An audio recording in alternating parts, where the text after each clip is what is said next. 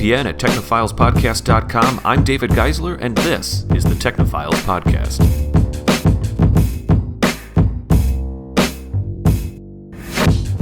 Howdy, everybody. We are back. This is episode 283, part 2. We just got done talking about SpaceX rockets and their successful and unsuccessful launches. It was an awesome talk. It birthed an amazing Twitter account, and now we're going to transition over to talking about something Krista-Lee would like to talk about. We're talking about stuff you want to talk about.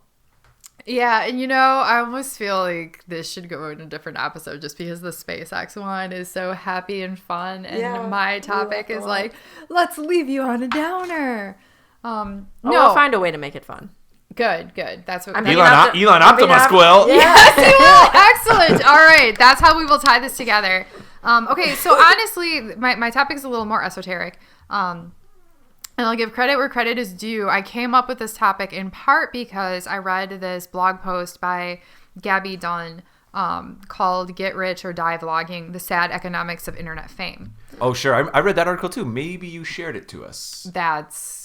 I think you sent it to me based on we were having a business meeting about something else. I think you sent it to me. I might have done that. Good read. So that obviously was hanging around my mind for a little bit, and so then it was a little bit about the financial uncanny valley of being popular enough but not quite. You're so popular that the small sponsors can't afford you, but not popular enough that the big sponsors care about you. Right, and what happens, so think of it like this. Think of it as almost like the middle class of internet fame, let's call it that. Right. Because you have the upper class, the millionaires, the internet millionaires, and they're... For example, like PewDiePie. PewDiePie's like an internet millionaire. Yeah. He's definitely a millionaire a couple times. He's getting like a TV show or something, isn't he? Okay. Yeah. So yeah, and I'm sure we can name a couple other ones, but those people who we all know, right? And then you have like, we'll just say the internet lower class, by which I'm not making a social judgment, but the people who are they throw out a couple of things here and there. They're not doing a whole lot, and they might get a little bit of money here and there by Patreon, have a couple hundred followers, but they're little. And then you have this middle class. You have these groups of internet personalities who might have, a couple thousand, 10,000, even 20,000 followers. But that is really middle ground because you're not going to make millions off of 20,000. Not at all. But you're going to make a little bit, but you're probably still going to need a day job. Yeah. Then what that blog post was talking about is it's really hard to have a day job when it gets interrupted by people coming up to you and being like, I know you from YouTube, or I know you from Twitch, or I know you from, right? And a lot of the examples that were the particular examples that were given were mostly people working in customer service. So like one person worked at a coffee shop, I know. Right. And like their fans memorized their schedule. And so then we're coming in and just disrupting. Somebody else was a waiter, same problem, where one of his coworkers would come up and say, hey, my table really, is a big fan of yours. And he's like, well, what do you want me to do? Like, I'm in the middle of a shift. I'm working. This pays my rent. You want me to go take a picture in my, serving outfit, which is going to go against the branding that you have online, right? So this becomes a problem. So, okay, this is actually a long way of getting around to that inspired me to go look up opinions on ad blocking. Yep.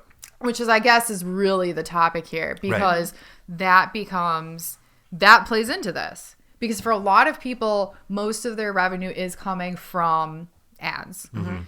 And yet people run ad blocking software, they skip ads, etc. And I really don't think a lot of people realize that has implications.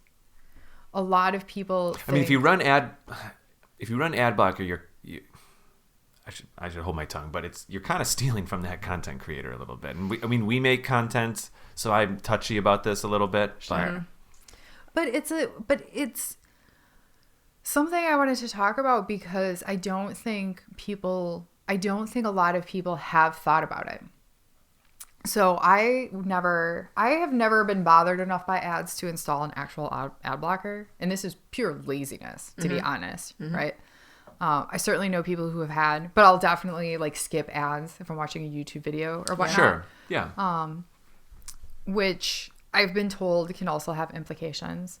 But after getting into grad school where I've studied social media, so I've looked into this, and then also just being with the Technophiles and all of a sudden being so much more aware of, well, what does it mean to have an ad on your site? What does that mean to the creator who is spending a lot of time? I mean, this is definitely like a job. Yeah. And the more you put out, the more like a job it is.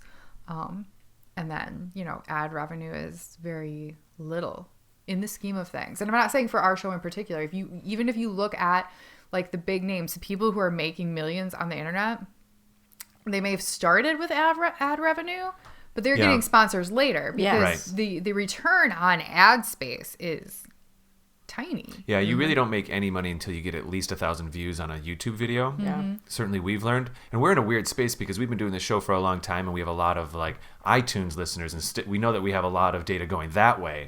But we're pretty new to YouTube, our existence on YouTube. We're getting kind of aggressive with it. We're making each one of these episodes a video episode. We want to do that because we believe in it and we think it's a lot of fun. And I say weeks, I think all of us kind of do agree on that. So we're like this little microscopic channel on YouTube right now, and it's interesting to already have that be affecting a little bit. And so that's why you'll see some companies are then forced to take the route of doing in-video ads and stuff like that.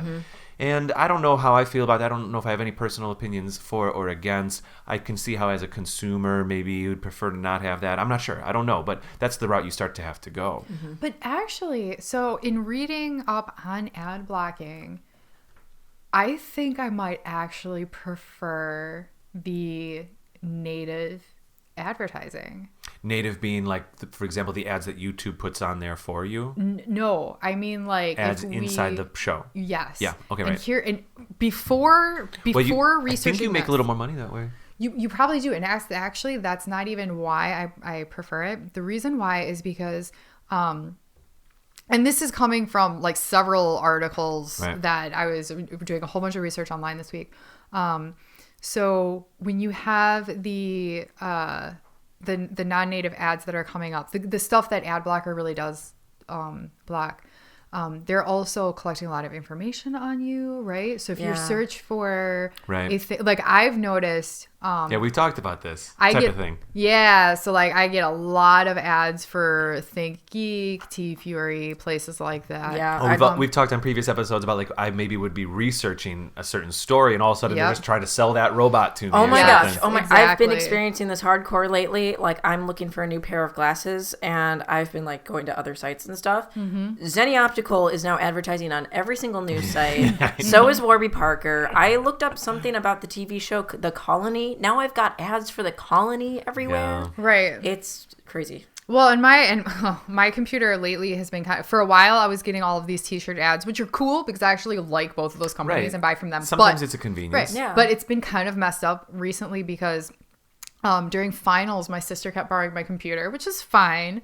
But my sister and I she totally screwed up your ad preferences. She did! She is on the opposite end. What next? Is she going to use your Netflix queue? She's on the opposite ends of the spectrum. No, but so here's why I like the native thing, or I'm starting to like it more. So, hypothetically, if you have, like, let's say hypothetically somebody sponsors us, or actually, here's the perfect example. We had the ABC audio video, right? We made that ad. We put it in there. There's no data being collected.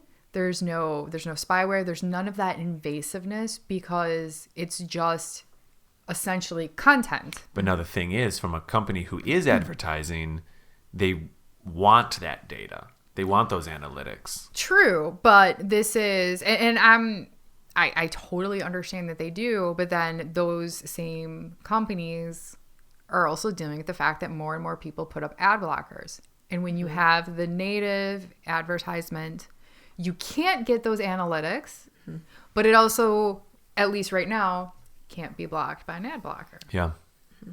So I guess from the consumer perspective, I almost kind of like it better because you don't have that invasiveness.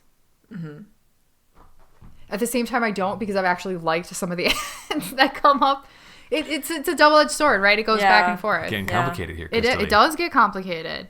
And it's a complicated issue. And of all the research I did, I did not come up with any like, well, most people agree XYZ is how it's going to be. Yeah, There's no consensus. It is really mixed. This did come up just recently in a couple of communities of like Let's Players and video producers on YouTube, where it's like, what do you guys do for ad block? Like, we create this stuff for you guys, and that's like one of our sources of income. You on ad block, like, we'll show you how to do it. You can whitelist just our videos. Whitelist, right? Yeah, so only ads will show up for them, so you can choose who you want to support on YouTube. Sure. It'll just do like a general whitelist. So if they see like, say, Technophiles on the page, it'll just like whitelist and have ads pop up for our videos, and that's it. And that's the picky choosy kind of like not giving everybody their fair shake. You have to like, yeah, that's just it's like a very passive Patreon.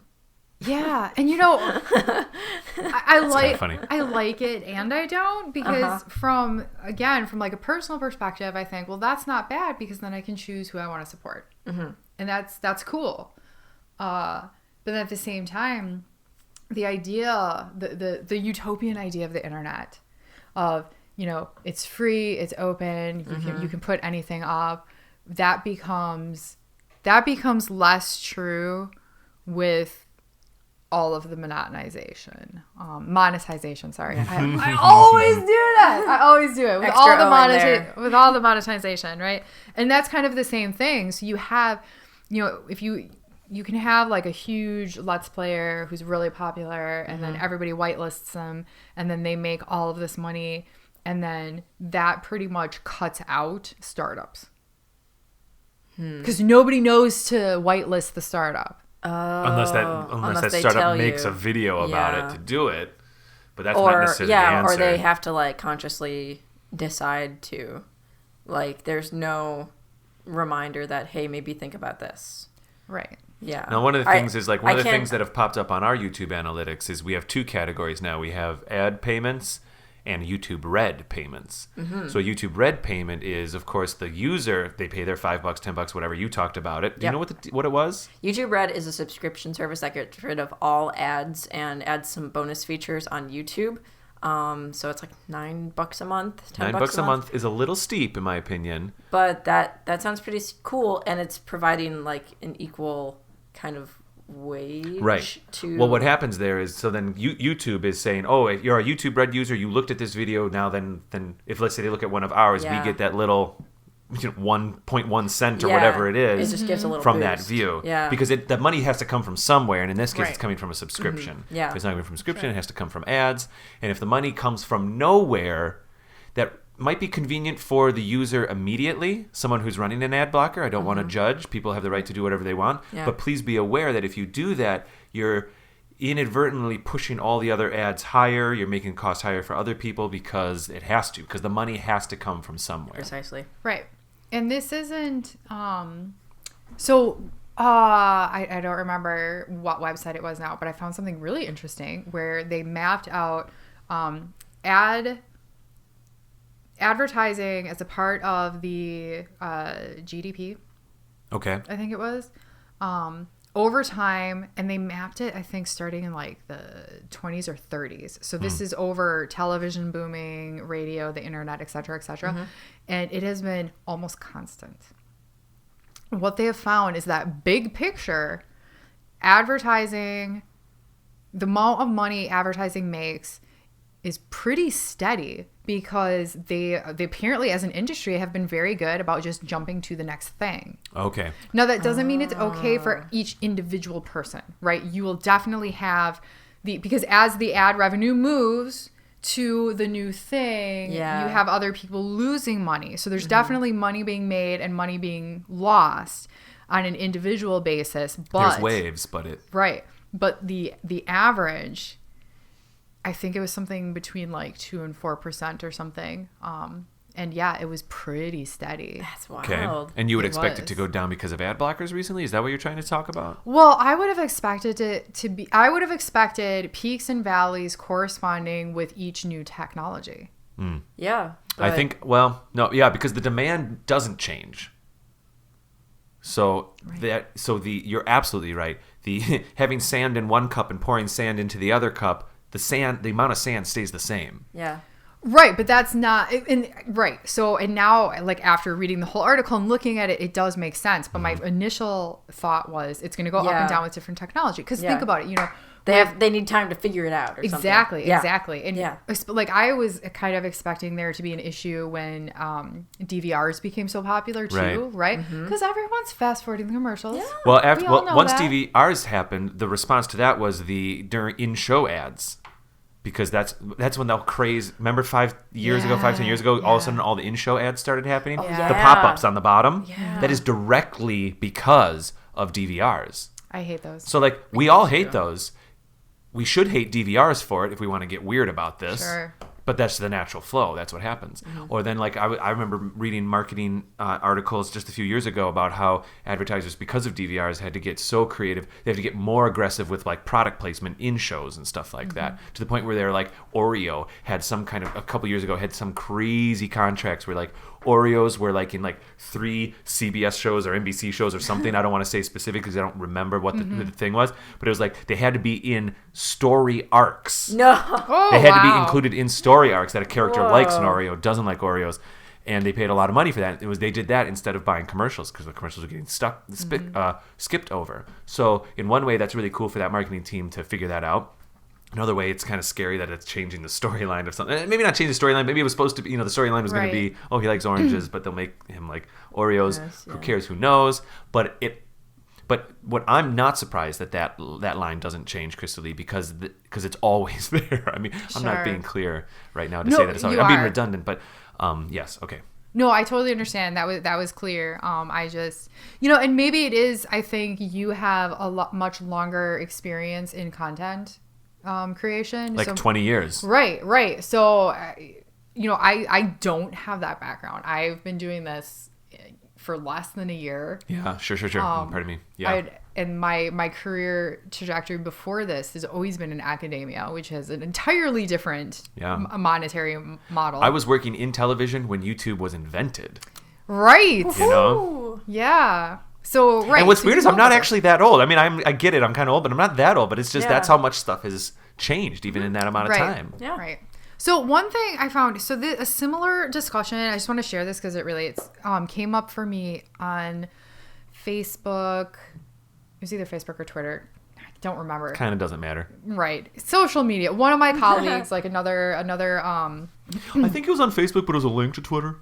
Yeah. It might have been. But it was also a link to BuzzFeed. Which I find annoying when I follow the person on both mediums. Sure. No, but it was one of my colleagues who also does social media research in academia. And it was really simple. The question was, do you ever actually watch ads? Yeah. And I had never thought of it before, but because the question came up and I started thinking about it, I was like, you know what? I do. Yeah, right. There are some ads that I am not even joking. They are so interesting that I will sit there on YouTube and watch the whole ad and not skip it. Yeah, there's been a few for me. Even if they're like a minute long, 2 minutes, sometimes it's like 5. I don't know if I've ever watched a full 5 one, but sometimes be like a little mini documentary. But here we go. So YouTube originally didn't have ads. And I remember 6 years ago when YouTube was like, we're going to start putting ads in front of our videos. And in fact, we might have been doing this podcast at that point. And I remember it was like, blasphemy, no! This is the internet. They're going to just try. This is what happens when Google buys YouTube. They just want to put ads on everything. And people are like, to the man. People lost their stuff. And and now we're just used to it. Yep. But all the ads were 15 seconds. Mm-hmm. Then there was like a new, and then people liked that, people didn't like that. The advertisers start buying less. They go, okay, fine, we're going to do a skippable option. Yeah. Mm-hmm. So now it feels like we can tell our users, our customers, essentially, YouTube's customers, us, people, us when we're watching videos. Right. Hey, don't worry, we're going to give you an option to skip ads. Just wait 5 seconds. Well, now what has happened, and that's fine. Mm-hmm. if you notice the nature of the ads these days in the last couple of years, they're structured completely differently than a traditional promo or ad that would be on television. Yeah. They always try to grab you with something weird in the first 5 seconds. You know, they have to get that through. And actually, the truth is, what studies have shown is that even that 5 second, now that this is what's going to kind of blow your mind a little bit, but it might be obvious. YouTube gives users the option to skip the ad. Retention of that ad increases because the user needs to decide if that content is interesting or not to skip. Yeah. So it actually makes a larger impression Sure. than that thing that just makes noise before I watch. Yeah. It's more like, what is this about? No, I don't wanna. Yeah. Even if we don't think we're doing it, we're doing that. It's a yes or no. So this is, again, just more of that, how one thing happens and it's always going to be balanced. Right. Well, and the balance, I think when things reach a balance, I tend to not be so annoyed, and I will tend to actually watch advertisements more, right? But I will take note when things are annoying. If they are annoying enough, Right. I will specifically not go to that place or buy that thing because that is how much their ad pissed me off. So, Yeah. the ad Oh my itself. God. Yes. Yeah. So Sure. the one thing that will always do it, and I literally have like noted down, do not patronize this person. When I go to a website and the ad will play a video over the entire website. Right. Hate it. And that is it. Well, that's a whole different industry. There's different rates. There's different pay Right, rates for these right. ads. But essentially, the more annoying the ad is for the user, Right. the more money the advertiser gets, or the more that service who's providing this. It's kind of Yes. like old school selling ads in newspapers. Right. The more they can ask for that, ironically. Right, which makes sense because they are now like Boom. I can't ignore it Right. because I'm Super trying to annoying. find the microscopic X that gets Oh. rid of it. And so, like with websites, this has been a real thing. With websites, it's a balancing act of how annoying do you want to get with your ads Yep, because you right. want to make some money, Right. but how, you know what I mean? Like, what's the user experience at a certain point? Right. At this point, people are pretty comfortable with sidebar ads. No one's offended by those things. Yeah. Even header ads here and there. Sometimes you get a little too much. You get to some of these really crappy websites that are. It's like a top 10 list slideshow, so you have to refresh the page for everything. Yeah, And no. so they're getting impressions every time you push. Every single, they have like 8 ads around who does this Yeah. actress fall in love with. One of the slides is an ad. Right. Yeah. Yeah. And then you skip to the next thing. And have you been to any of these slideshows where you accidentally get sucked into this hole where it's like, I don't know, top 10 amazing movies of the 80s, and it's like every sentence is another click? Have you seen this Yes, kind of crap? I have. Well, what they're doing is they're getting 10 impressions for every sentence. Yes. And so you have to. Some people put up with it and some people don't. That's like a real extreme. Yeah. And I was gonna make a counterpoint, Oh, but I don't really remember. Well, and those, so Yeah, going wow. along with something like that, This is new. Yeah.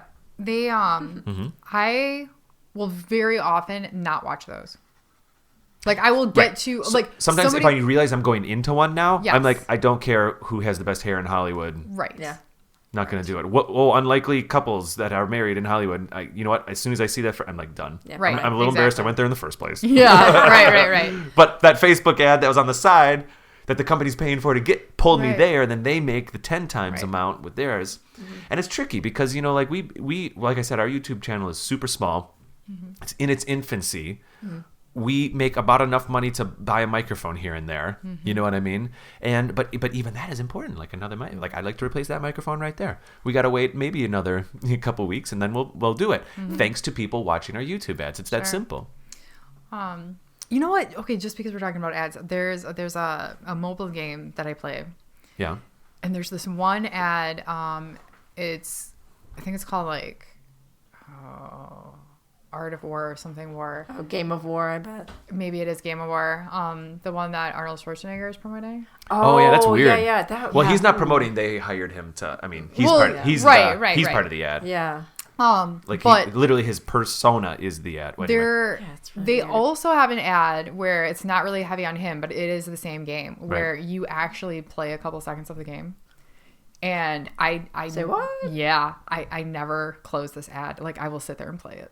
I will play this commercial. Whoa. Because it's interesting. It's the same thing with the YouTube ads I don't skip. It's because it's interesting. Right. Like if advertise and Now then here's another thing. Oh my gosh. If advertisers don't run these cookies on us, they are less able.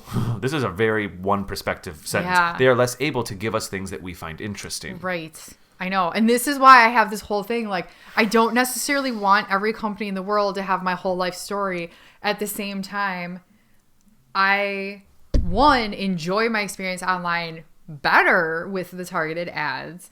And two, I've actually been introduced to a couple of companies where I'm like, yes, I'm going to give you my money. I am so happy I saw your commercial because I love this thing that I just bought. Mm-hmm. Right.